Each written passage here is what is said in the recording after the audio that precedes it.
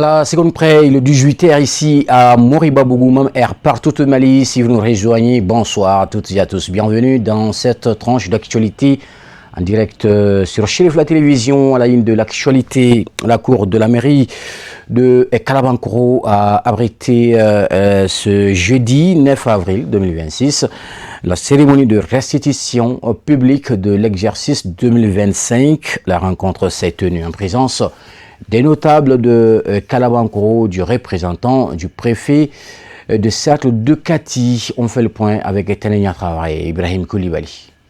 Cette session de restitution publique de l'exercice 2025 de la mairie de Kalabankoro a mobilisé un grand nombre d'habitants venus être témoins des résultats obtenus et des difficultés rencontrées par le chargé d'expédier des affaires courantes de la commune et son équipe. Donc, ce qu'on a réalisé en 2025, je crois qu'on a construit beaucoup de salles de classe, on a acheté des tables bancs, on a fait beaucoup de fournitures, c'est-à-dire les fournitures au niveau des différents services techniques, notamment la sécurité et l'éducation. Aussi, on a réparé beaucoup, on a réparé les véhicules de la police et puis de la gendarmerie, puis la brigade de recherche au niveau de la rive droite. Donc, beaucoup d'autres activités. On a équipé aujourd'hui l'équipement, la mairie, nous ne connaissons pas de coupure de courant parce que tous les bâtiments sont équipés d'électricité. En tout cas, le travail ne s'arrête pas ici pour faute d'électricité. Donc la mairie est bien équipée en panneaux solaires. Et aussi, nous sommes en train de payer beaucoup de motos parce qu'il y a eu des véhicules 4x4 ici qui ont été payés par le passé par la mairie. Aujourd'hui, nous voulons enfoncer le clou en donnant des motos parce qu'avec la pénurie de carburant, il faut multiplier les moyens pour que le recouvrement ne s'arrête pas. Donc on est en train de faire ces choses-là et on est en train, dans l'avenir, nous voulons construire des centres secondaires d'état civil. Aujourd'hui, à Kalabankoro, la mairie de Kalabankoro, tous les centres secondaires d'état civil sont en location, sauf le centre secondaire de Guana, qui est construit par la mairie. Donc, il faut quitter cette situation. Le chargé d'expédier des affaires courantes de la mairie a invité la population à s'acquitter de la TDRL, essentielle pour le développement de la commune. Dans les activités, si on parle de travaux, en termes, on a investi 385 millions dans ces investissements. C'est ce que la mairie a financé et sur fonds propres. Voilà. En tout cas, toutes les constructions de salles de classe, c'est sur fonds propres. Maintenant, il y a des petites réparations au niveau des lycées. Là, c'est l'État qui donne ces montants. Donc, si on enlève ça, pratiquement, nous sommes à peu près à 370 millions aujourd'hui qu'on a investi sur fonds propres pour la commune de Kalabankoro. Au nom du préfet du cercle de Kati, M. Issa Pléa, s'est déclaré très heureux de présider cette cérémonie, soulignant les résultats satisfaisants du bilan des activités menées par la mairie au titre de l'année 2025. Donc aujourd'hui, c'est le bilan 2025 de l'agent chargé de Kalabankoro qui nous a été présenté tout à l'heure et suivi de débats par la population afin de recueillir ses impressions, faire les constats et dégager en tout cas les insuffisances pour prendre en charge les projets futurs. Donc dans les différents secteurs, éducation, santé, hydraulique, dans tous les domaines et même sur le plan sécuritaire, on a vu que des actions ont été réalisées jusqu'à 60%. Certes, la planification était d'un budget de 14 milliards, mais ils ont pu mobiliser 8 milliards pour faire face, en tout cas, aux différentes activités pour satisfaire les besoins des populations. Et nous, autorités, vraiment, nous validons le bilan de l'agent chargé au titre de 2025. Rappelons que l'exécution de l'hymne national du Mali et les mots de bienvenue du chef de village de Kalabankoro avaient donné le ton de la cérémonie. La présentation du bilan 2025 en images par le maire, suivie d'une séance de questions-réponses, a marqué la clôture de la rencontre.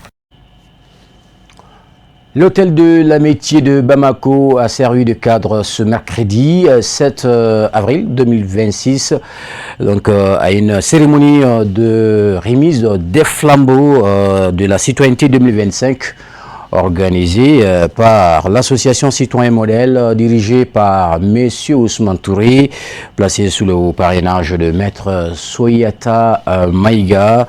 Donc 10 hommes et 10 femmes ont été distingués lors de cette soirée pour leur engagement et leur contribution donc au développement de la nation. Reportage Kadia Traoré, Ibrahim Koulibaly.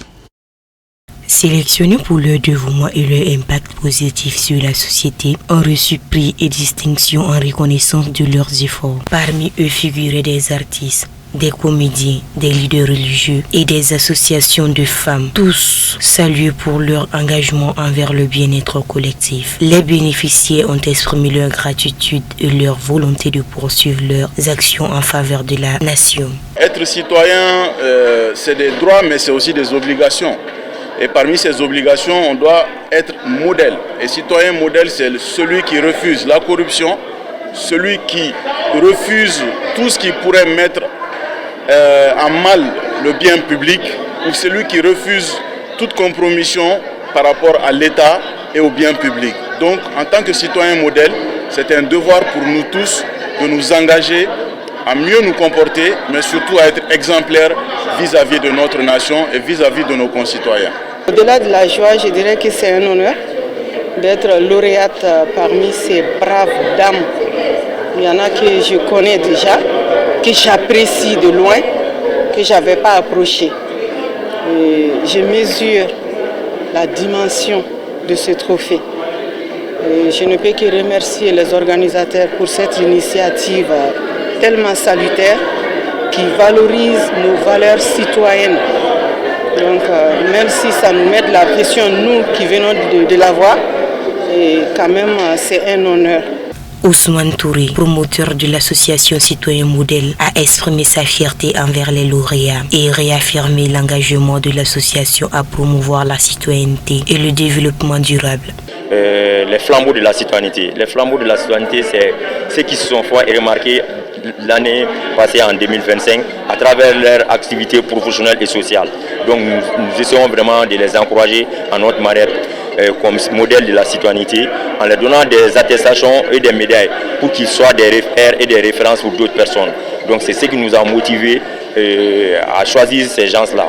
On avait à peu près sur la liste 160 personnes, mais vu les enquêtes, le choix est tombé sur les 10 femmes et les 10 hommes qui se sont fait distinguer tout à l'heure. La cérémonie s'est achevée par la prestation de serment des lauréats qui ont juré de continuer à œuvrer pour le bien-être de la nation et la promotion d'une citoyenneté responsable.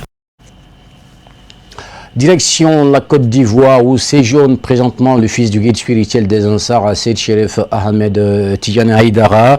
Donc il a animé une soirée de prêche ce mercredi 8 avril 2026 donc à Mans dans la fédération de Tonkoa, occasion idoine pour le fils du guide spirituel des Ansar de revenir, j'allais dire, sur les bases d'un islam tolérant et pacifique. Voyons tout cela avec notre correspondant Diakardia Dambélé. La voix vous est offerte par Samaïra Sanogo. Localité de Ma dans la fédération de Tonkoé avec au premier rang les chefs coutumiers, autorités politiques et administratives, dignitaires et religieux, accueille ainsi Seyd Cherif Ahmed Tidiane Haïdara qui séjourne depuis un certain temps en Côte d'Ivoire sur invitation des Ansar de la localité. Pour cette séance de dévotion, personne n'a voulu se faire raconter le passage du fils de Seyd Cherif Ousmane Madane Haïdara, raison de cette mobilisation de toutes les couches pour être témoins oculaires de ce jour historique. Nous sommes heureux de recevoir un homme d'une très grande trempe nous sommes heureux que cet homme de Dieu est venu fouler le sol de la région de Ma. Le roi lui dit bienvenue par notre humble voix et dit qu'il est heureux que ce soit ce grand homme de Dieu qui soit venu nous apporter la paix, la concorde, la cohésion, et que Dieu fasse que son séjour soit un séjour heureux. Bienvenue au shérif Ahmed Tidiane Haïdara dans sa région. Nous lui disons merci au nom de Goudedan Premier. Que son séjour soit un séjour fructueux, qu'Allah lui donne l'inspiration de nous apporter de profondes bénédictions pour le développement de la région et de notre cher Mali. Très émis de la présence parmi eux d'un des fils du président de la Fédération islamique du Mali, les Ansar et fervents sympathisants du Guide spirituel de Ansar exhortent les habitants de la localité à tirer profit de l'enseignement de l'autre. Outre les méditants Ansar et sympathisants de Ma, la cérémonie a également enregistré la participation de ceux venus d'ailleurs dans l'objectif d'écouter le prêche de ceux de Chérif Ahmed Tidiane Haïdara. Moi, c'est Traoré Siaka, le trésorier général de la Fédération du Tonkoui. Vraiment, gloire à Dieu, on remercie Dieu et son prophète, sallallahu alayhi wa sallam. L'accueil, vraiment, on peut dire l'accueil des fils du guide, Chérif Ousmane Madel Haïdara, l'accueil de tous ces enfants qui se sont faits à main ici. Et avec la grâce de Dieu, ça a été tellement facile parce que c'est spontané. Une fois qu'on dit le fils du guide arrive, que ce soit les Ansar, que ce soit les partisans des Ansar qui ne sont même pas en salle, tout le monde est mobilisé pour l'accueil de ces. Donc vraiment, on remercie. Vraiment, on tient à remercier les chefs traditionnels, les chefs de village, les chefs de terre, et à travers eux, le roi même de Man, qui sont venus vraiment à l'accueil, qui étaient là présents, qui nous ont vraiment soutenus, et les frères chrétiens et les autres communautés musulmanes et les partisans. Voilà, les autorités policières qui étaient là aussi pour nous soutenir, vraiment on tient à les remercier. Se réjouissant de la réussite des travaux suite à la bonne organisation et le dévouement des militants, les responsables Ansar saluent les efforts de ceux de Chérif Ahmed Tidiane Haïdara pour la promotion de l'islam de paix et de vivre ensemble. Vraiment, la joie nous est immense. Nous lui souhaitons un bon séjour dans notre localité ici à Man. Vraiment, son arrivée ouvre beaucoup de portes à toute la communauté musulmane. Tout le monde était en joie pour son accueil. Vraiment, nous nous souhaitons un bon séjour dans notre localité. Nous tenons à remercier tous les membres de la Fédération du Tonkoui. Aujourd'hui, nous sommes au nombre de environ 2200 membres dans notre fédération. Donc depuis que son arrivée a été annoncée, nous avons eu vraiment l'aide financière, physique et morale de tous ces membres des différentes localités, des 8 sections et des 64 sous-sections. Vraiment, tous les responsables sont venus pour nous soutenir. Après son accueil triomphal sur le site de prêche, Asseo de Chérif Ahmed Tidiane Haïdara a dans son intervention salué la mobilisation de tout un chacun pour la réussite de l'événement, notamment les militants Ansar pour leur engagement quotidien à la cause de l'islam tolérant. À retenir que cette séance de dévotion rentre dans le cadre d'une tournée de prêche et de sensibilisation organisée par les Ansar de la localité, dont l'éclat est rehaussé par la présence de ceux de Chérif Ahmed Tidiane Haïdara.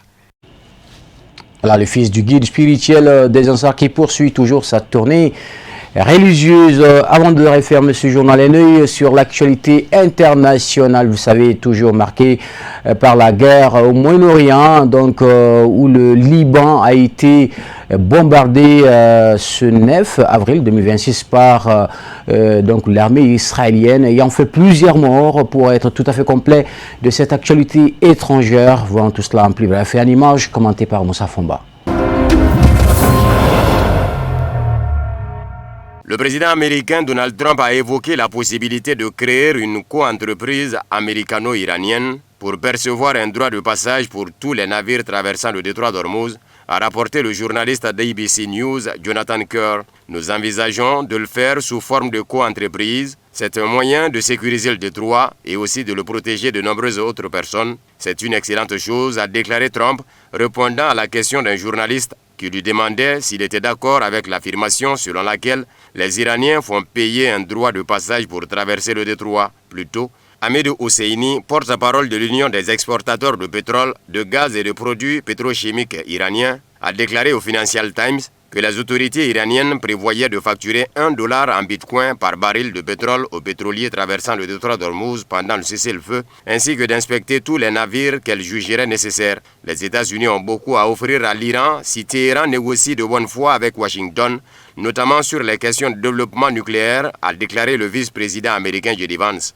Le président américain Donald Trump a également déclaré que nous ne voulons pas que l'Iran enrichisse l'uranium en vue de fabriquer une arme nucléaire et que nous exigeons qu'il renonce à ce combustible nucléaire. Ce seront nos demandes lors des négociations.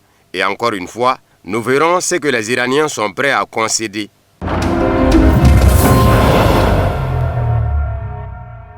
Les frappes israéliennes au Liban menacent de perturber le cessez-le-feu entre les États-Unis et l'Iran, estime le secrétaire général des Nations Unies, Antonio Guterres. Le secrétaire général condamne sans équivoque les frappes massives menées par Israël au Liban le 8 avril qui ont fait des centaines de morts et de blessés parmi les civils, dont des enfants, et ont causé d'importants dégâts aux infrastructures civiles. Le secrétaire général condamne fermement ces pertes en vie civile et est profondément alarmé par le nombre croissant de victimes civiles, a déclaré Stéphane Dujarric, porte-parole du chef de l'ONU, dans un communiqué. L'annonce du cessez-le-feu entre l'Iran et les États-Unis fait peser une grave menace sur le cessez-le-feu et les efforts déployés en vue d'une paix durable et globale dans la région suite à la poursuite des hostilités au Liban.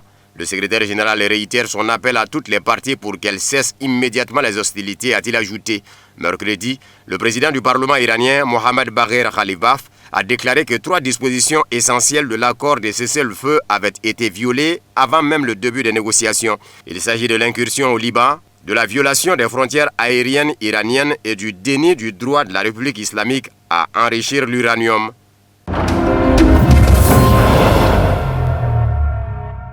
Les autorités israéliennes étaient extrêmement mécontentes de l'approche américaine pour négocier un cessez-le-feu avec l'Iran, Washington ayant notifié à Tel Aviv de la trêve à la dernière minute et sans consultation préalable, a rapporté le Wall Street Journal, citant des sources. Selon le journal, le président américain Donald Trump a téléphoné au premier ministre israélien Benjamin Netanyahou peu avant d'annoncer le cessez-le-feu et l'a mis devant les faits accomplis sans coordonner ses actions concernant ce dernier. Israël néanmoins a accepté de participer au cessez-le-feu lors de cet échange. Dans le même temps, les autorités israéliennes ont exprimé leur mécontentement face aux demandes initiales d'inclure également le Liban dans le cessez-le-feu. En conséquence, Tel Aviv a déclaré publiquement qu'elle n'entendait pas cesser les hostilités contre le Hezbollah, groupe chiite. Le vice-président américain J.D. Vance, de son côté, a déclaré que Washington n'avait pris aucun engagement envers Téhéran concernant l'inclusion du Liban dans le cessez-le-feu et qu'il y avait un malentendu entre les parties. Je pense qu'il s'agit d'un malentendu légitime. Les Iraniens croyaient que le cessez-le-feu incluait le Liban,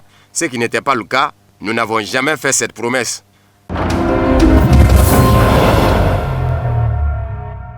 Washington demande à ses alliés de l'OTAN de présenter d'ici quelques jours des plans précis sur la manière dont ils entendent assurer la sécurité de la navigation dans le détroit d'Ormuz, a rapporté Bloomberg. Selon l'agence de presse, plusieurs alliés européens des États-Unis ont exprimé leur volonté de garantir la sécurité du détroit d'Ormuz depuis l'annonce du cessez-le-feu. Washington souhaite qu'ils prennent des engagements précis à cet égard. Cette demande a été formulée lors d'entretiens avec des représentants de l'Alliance à la Maison-Blanche, où le secrétaire général de l'OTAN, Mark Rutte, s'était rendu la veille. Bloomberg a indiqué que la question avait également été abordée lors des réunions avec des responsables de l'OTAN au Pentagone et au département d'État. Ni la Maison-Blanche, ni les deux départements n'ont répondu aux demandes de commentaires des journalistes. Même après l'annonce du cessez-le-feu, l'Iran et Israël ont continué de lancer des frappes et le détroit d'Ormuz demeure de facto fermé, a souligné l'agence de presse. Dans ce contexte, des questions se posent quant à la capacité des alliés des États-Unis à fournir rapidement à Washington les plans demandés et quant au réalisme du délai fixé, a insisté Bloomberg.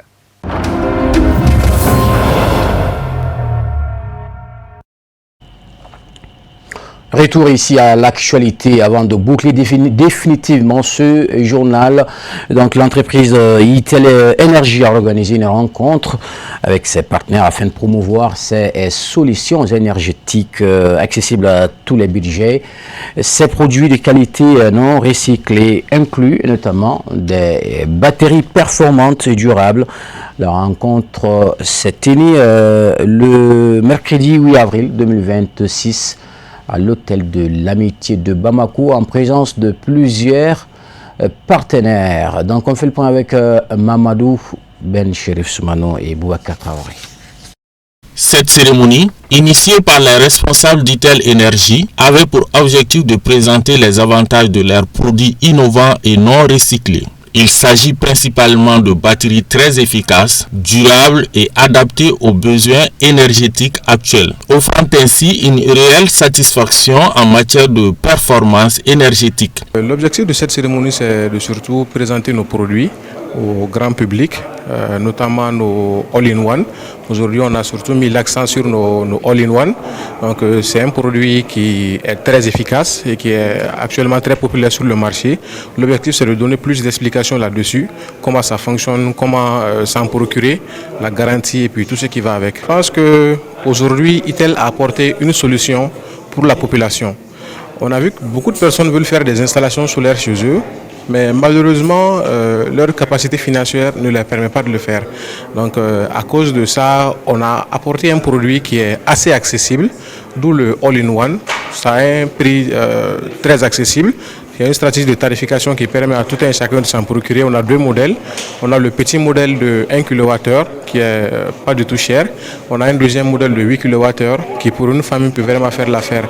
Donc en ces temps de coupure, j'invite vraiment la population malienne à venir s'en procurer et au moins à pouvoir pallier ces délestages. Il n'y a pas de souci. Donc le petit modèle Itel Energy, on a une stratégie puisqu'il y a une chaîne de distribution. Les clients finaux ont leur prix. On a des prix pour les revendeurs, on a également les prix pour les épiciers qui prennent chez nous même des conteneurs. Donc il serait peut-être un peu compliqué de donner le prix directement. Voilà, il faut d'abord qu'on identifie la personne qui se trouve devant nous. Voilà, donc en fonction de ça, les prix sont très abordables. Les prix sont très abordables. Pour les clients finaux, on est à moins de 200 000. En conclusion, je continue à inviter la population à vraiment venir acheter ces produits, puisque en réalité, on a fait ça pour aider la population. Voilà, ce n'est pas des produits qui sont très chers. Là-dessus, on ne va pas se mentir, ce n'est pas pour faire vraiment des bénéfices, c'est pour dépanner surtout la population. Donc, venez vous en procurer. Ça ne peut pas prendre les climatiseurs et tout, le petit modèle, mais le gros modèle, ça, pour une famille moyenne, ça peut vraiment faire l'affaire. Mais le petit modèle, pour ceux qui veulent vraiment se dépanner, venez le prendre et vous ne serez pas déçus. Selon les partenaires, la collaboration avec Itel Energy est très satisfaisante. Ils affirment avoir reçu de nombreux retours positifs de la part des clients et ont profité de l'occasion pour inviter la population malienne à se procurer les produits d'Itel Energy, gage de fiabilité et de performance. Voilà, comme je l'ai dit, FL Business Center, c'est une entreprise de grande distribution et notre partenariat avec Itel Energy consiste à faire la promotion et la vente des produits et services Itel Energy. Itel Energy, ça fait un bon moment que nous travaillons ensemble pour la distribution et la promotion de leurs produits. Et chaque fois qu'on installe leur batterie ou convertisseur sur l'un de nos clients, nous avons toujours eu des retours positifs par rapport à la qualité de leurs produits. La qualité-prix, nous avons toujours eu des bons retours par rapport à tout ça concernant les marques Itel Energy.